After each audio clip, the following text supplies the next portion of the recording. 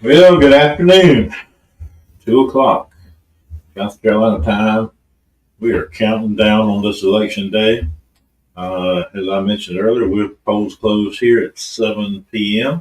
And anybody in line before then, of course, will be able to stay and cast their ballot. But we've had, like most states, we've had a good number of early voting.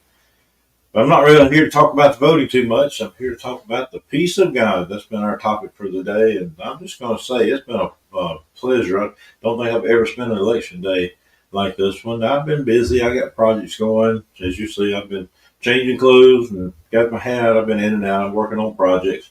But coming in to looking at some scripture and being able to just share a little bit of word. And because there's so many things that we can get our mind on times like this. There's so many things the media has. There's so many things that's taking place, and our mind can go in places it really doesn't need to go. So hopefully, maybe you'll come across this and something that's been said through the day would just bring a little bit of comfort to you, a little bit of assurance, a little bit of peace.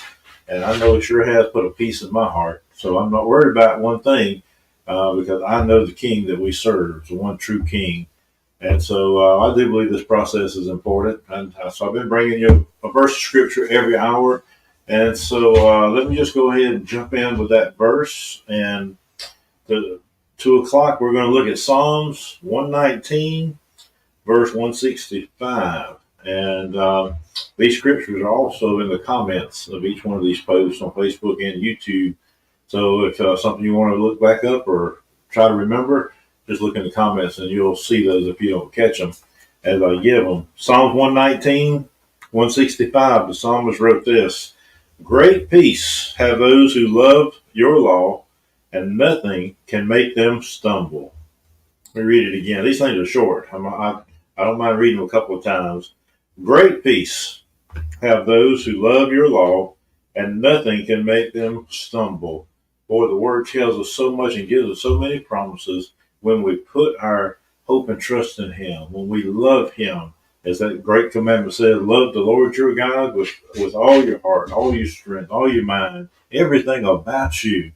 And then, of course, it goes on a little further and says, and love your neighbor as yourself. And let's don't get that thing backwards. Don't be thinking we can go out there and love everybody. And if we skip step one of loving the Lord your God with everything that you have. So just want to give you a little word of encouragement. Hang in there. I know this nation still got a lot of votes to cast, still got a long way to go, a lot of counting to go, and we don't know what's going to come out on the other side of that, but we know who does. So we appreciate you stopping by for those that have. Again, Psalms 119, 165, and look for that in the comment if you missed it. All right. May God bless you and God keep you. I'm going to keep this up, I believe, until we go about 7 o'clock when our polls close. I believe I got about 12 scriptures for the day that the Lord gave me. So when I run out of scripture, I know you're going to want to start looking at some results that come in. But we're going to hang out there every hour. Take a little bit of your time. May God bless you and keep you. Remember, keep on praying, keep on believing for the peace that's going to rest on this nation, and His blessings have always been here. All right. Hope to see you back here in just about 57 minutes.